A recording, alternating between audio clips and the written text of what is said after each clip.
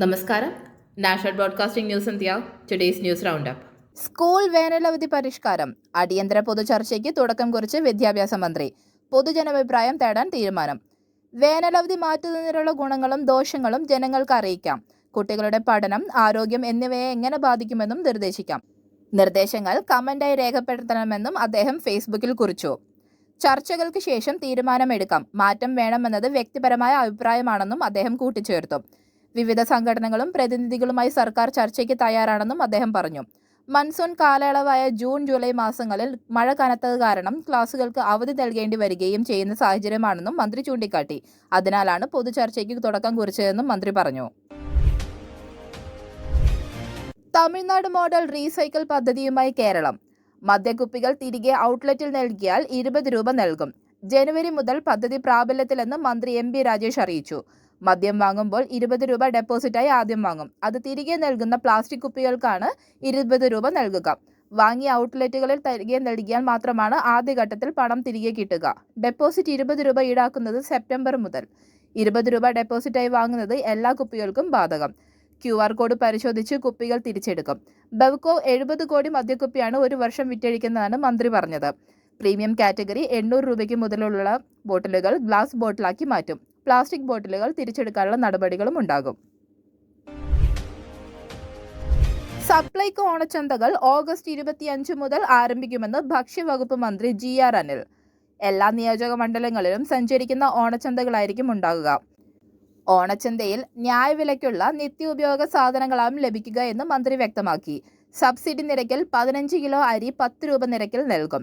Subsidy വെളിച്ചെണ്ണ 1 ലിറ്ററിന് 349 രൂപയും വെളിച്ചെണ്ണ 1/2 ലിറ്റർ പാക്കറ്റിന് 179 രൂപയ്ക്കും ലഭിക്കും. മാത്രമല്ല, മഞ്ഞ കാർഡുകാർക്ക് 1 കിലോ പഞ്ചസാരയും സപ്ലൈകോ ഓണച്ചന്തകൾ വഴി ലഭിക്കുമെന്നും മന്ത്രി പറഞ്ഞു. സിനിമാ താരസംഘടനയായ അമ്മയിൽ അധ്യക്ഷ സ്ഥാനത്തേക്ക് ഒരു വനിത വരുമെന്ന് ഏറെക്കുറെ ഉറപ്പായി. അധ്യക്ഷ സ്ഥാനത്തിന് പുറമെ ജനറൽ സെക്രട്ടറി സ്ഥാനത്ത് വനിത വരുമെന്നാണ് ലഭ്യമാകുന്ന പുതിയ വിവരം.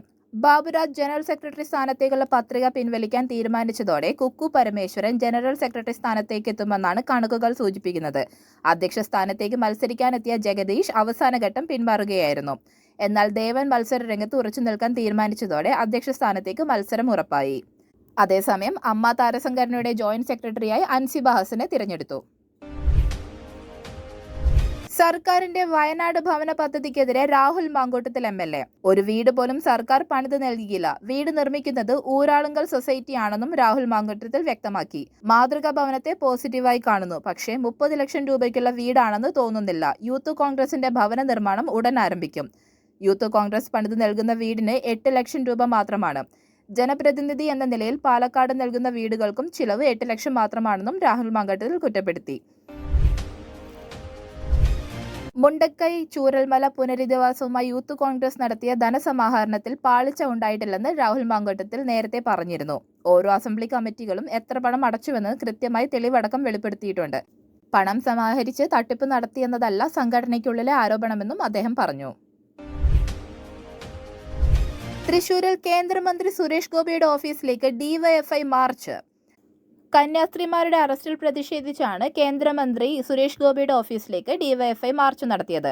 കന്യാസ്ത്രീമാരുടെ അറസ്റ്റിൽ മൗനം പാലിക്കുന്നുവെന്നും കേന്ദ്ര സർക്കാർ തന്നെ ന്യൂനപക്ഷ വേട്ട നടത്തുന്നുവെന്നും ആരോപിച്ചായിരുന്നു മാർച്ച്. ബാരിക്കേഡുകൾ മറികടക്കാൻ പ്രവർത്തകർ ശ്രമിച്ചു. മാർച്ച് പോലീസ് തടഞ്ഞു. വലിയ പോലീസ് സന്നാഹമാണ് കേന്ദ്രമന്ത്രിയുടെ ഓഫീസിന് മുന്നിലുള്ളത്. വിഷയത്തിൽ സുരേഷ് ഗോപി ഇതുവരെ പ്രതികരിച്ചിട്ടില്ല. അതേസമയം കന്യാസ്ത്രീകളുടെ അറസ്റ്റിൽ BJP കൃത്യമായ ഇടപെടലാണ് നടത്തുന്നതെന്ന് കേന്ദ്ര സഹമന്ത്രി ജോർജ് കുര്യൻ വ്യക്തമാക്കി. സംഭവം ശ്രദ്ധയിൽപ്പെട്ടത് മുതൽ BJP സംസ്ഥാന പ്രസിഡന്റ് പ്രശ്നം പരിഹരിക്കാൻ എല്ലാ തലത്തിലും ഇടപെടുന്നുണ്ട്. കന്യാസ്ത്രീകളെ എങ്ങനെ ജയിലിൽ കിടത്താമെന്നാണ് ബാക്കിയുള്ളവർ ആലോചിക്കുന്നതെന്നും അദ്ദേഹം വ്യക്തമാക്കി. സംസ്ഥാനത്ത് ട്രോളിംഗ് നിരോധനം ഇന്ന് അവസാനിക്കും. 52 ദിവസം നീണ്ടുനിന്ന ട്രോളിംഗ് നിരോധനമാണ് വ്യാഴാഴ്ച അർദ്ധരാത്രിയോടെ അവസാനിക്കുന്നത്. മത്സ്യബന്ധന ഹാർബറുകളിൽ പ്രതീക്ഷയുടെ ഒരുക്കങ്ങൾ ആരംഭിച്ചു. വെള്ളിയാഴ്ച പുലർച്ചെ ബോട്ടുകൾ കടലിൽ ഇറങ്ങും. യന്ത്രവൽകൃത ബോട്ടുകളും എഞ്ചിൻ ഘടിപ്പിച്ച യാനുകളുമടക്കം 4200 ബോട്ടുകളാണ് കേരള തീരത്ത് നിന്ന് മത്സ്യബന്ധനത്തിന് തയ്യാറെടുക്കുന്നത്.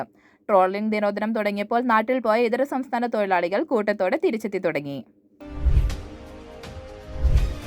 റാപ്പർ വേടനെതിരെ ബലാത്സംഗ കേസ്. വിവാഹ വാഗ്ദാനം നൽകി പീഡിപ്പിച്ചു എന്നാണ് പരാതി.